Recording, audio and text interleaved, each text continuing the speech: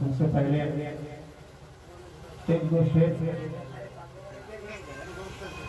نیا مداح جناب آفتاب احمد صاحب سے بھی سننے کا موقع ملا، لیکن آپ حضرات جانتے ہیں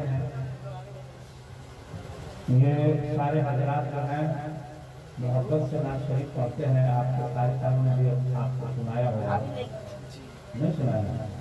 تو ابھی باقی سب لوگوں کو ابھی روک دیں، اس لیے کہ ابھی ہم لوگ کی گاڑی چل رہی ہے،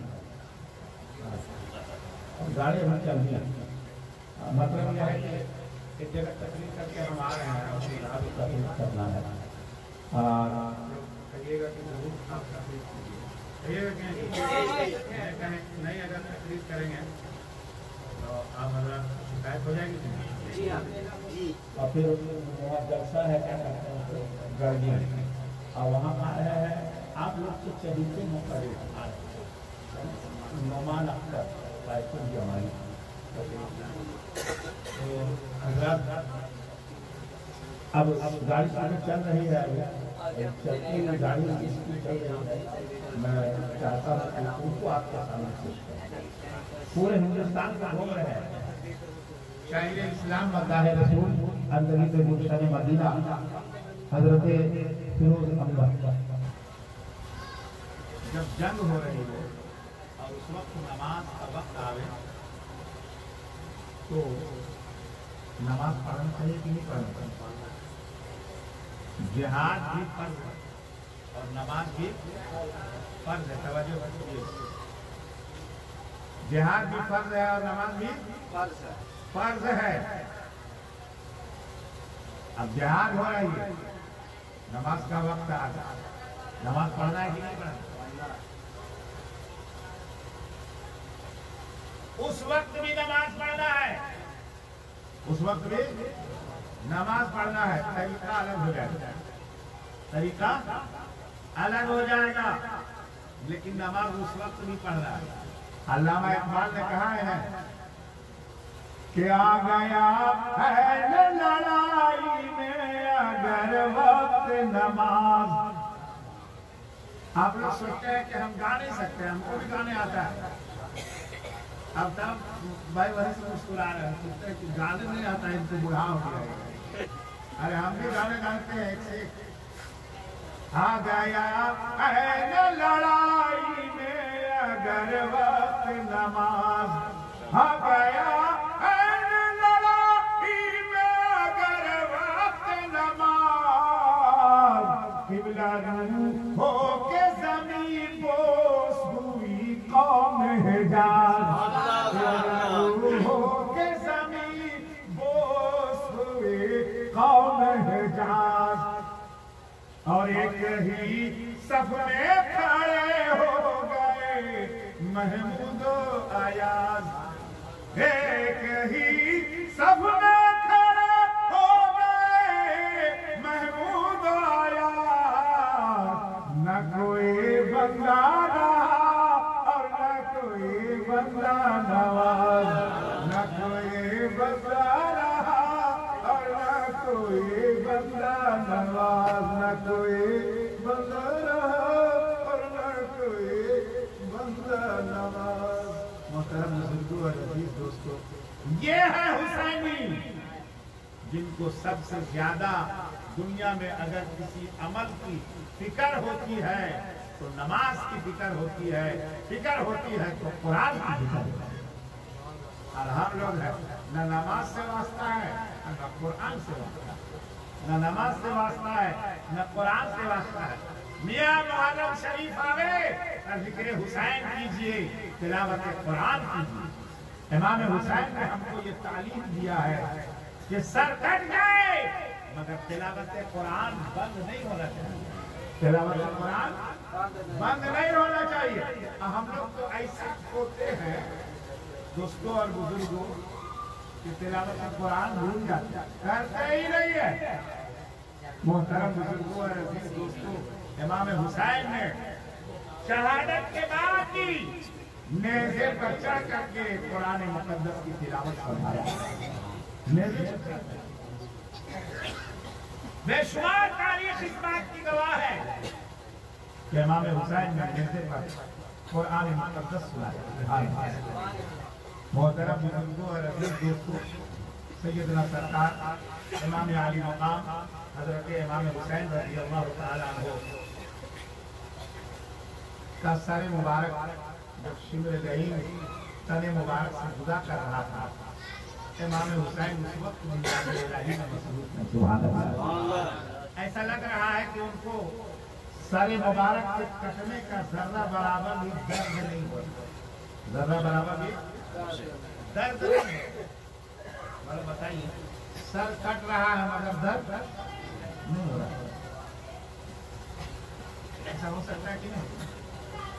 سر کٹ رہا ہے، درد کیوں نہیں ہو رہا؟ ایک صاحب کہنے لگا کہ ایسا ہو سکتا ہے، ایسا ہو ہی نہیں سکتا ہے، ناممکن بات۔ تو ہم نے کہا کہ میاں سنو، پروردگار عالم نے قرآن مقدس میں سورہ یوسف میں حضرت یوسف علیہ السلام کا واقعہ بیان کیا ہے۔ سورہ یوسف میں حضرت یوسف کا واقعہ بیان کیا گیا۔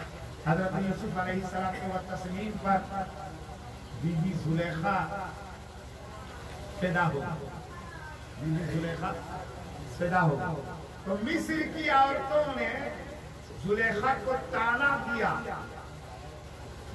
کہ تم کو اگر عشق ہی کرنا تھا، محبت ہی کرنا تھا تو غلام سے تم نے محبت کیا۔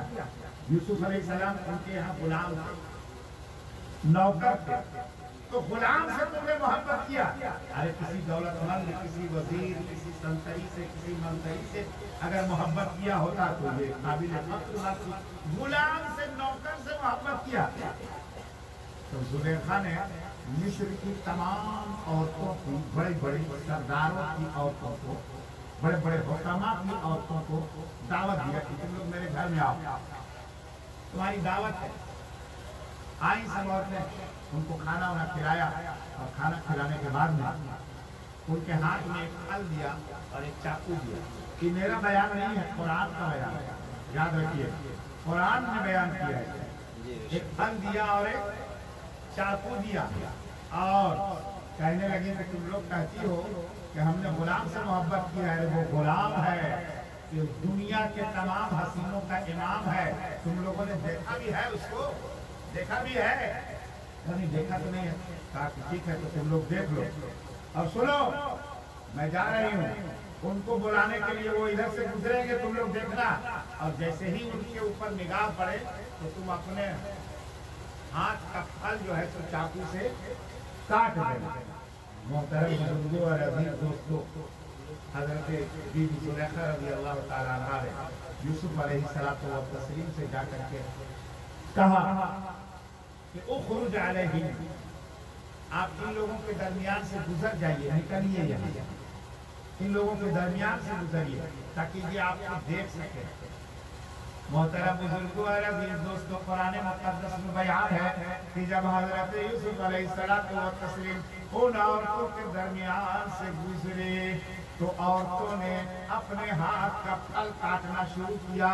پھل کٹ رہا ہے، نگاہ یوسف کے حسن پر ہے، پھل کٹتا چلا جا رہا ہے، کٹ گیا پھل اور نگاہ حسن یوسف پر ہے۔